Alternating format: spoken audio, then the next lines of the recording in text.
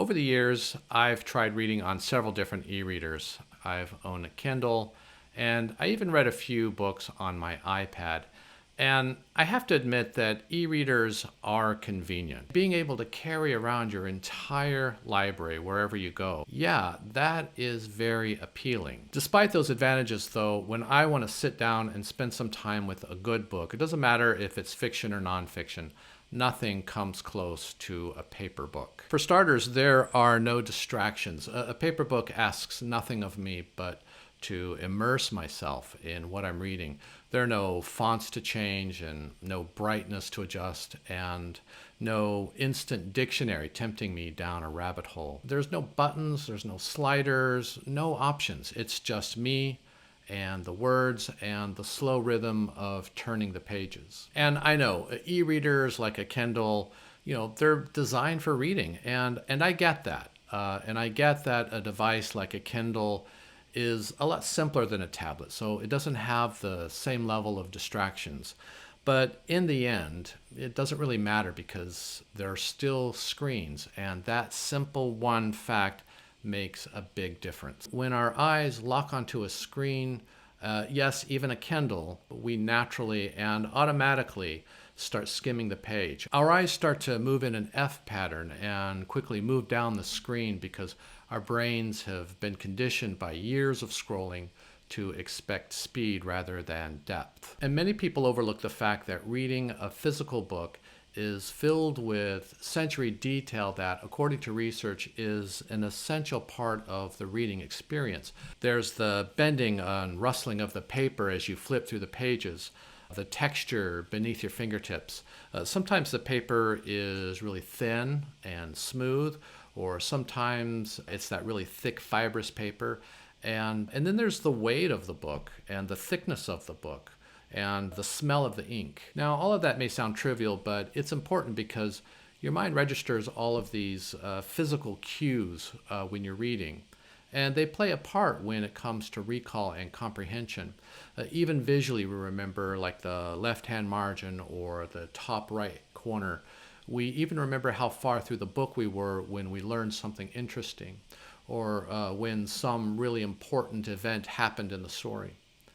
Psychologists refer to this as store location memory or spatial memory.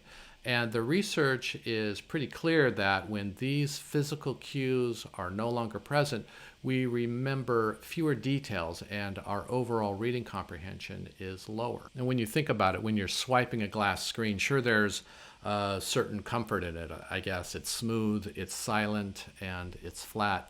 But ultimately, that sensation is always the same. Physically, the tactile experience is no different from swiping some app on your phone or on your tablet, or for that matter, it's no different from shopping online or doom scrolling. All of these activities are indistinguishable from each other, and that sameness is part of the problem. Now, developers of e-reader apps have caught on to this, and they've tried to build in an approximation of or a simulation of that physical experience. Many e-readers have page flipping animations, for example. But ultimately, this doesn't work because they still lack the proper visual or physical context. To a casual observer, it might look like you're turning a page, but you're not. The pages aren't actually there, and it's still that same flat surface. There's also a social dynamic to reading that gets lost with ebooks. With physical books, I can loan them to friends or relatives, or I can give them away once I've read them, or I can even sell them, maybe on eBay or at a yard sale, or maybe I can sell them to a used bookstore. But you can't do that with ebooks because really, even though you've paid for an ebook, and you might even tell yourself that you own this book or that book, the truth is you don't. Amazon or some other conglomerate owns it, and you're able to read it only because you've paid an access fee. And I know there are other services that allow you to download a digital copy on your local device, but even in those cases, you still can't give it away, you can't loan it out, and you certainly can't sell it. And if you can't do that, then it's not really yours. And that's more than just some annoyance or some unfortunate technicality. Oh, too bad, that's just the nature of digital media. You have to deal with it. The social dynamic to reading and the sense of community around loaning books or giving away books, it's well documented in the research as being an essential component of reading motivation, and we lose that when we choose ebooks. And that's why in the end, I'll choose paper books all day long. They give me the moments that I just can't get, or I just can't simulate with an ebook. For me, it's all about the tactile experience, the physical motion, left to right, page to page. The story isn't just in my mind, it's in my hands.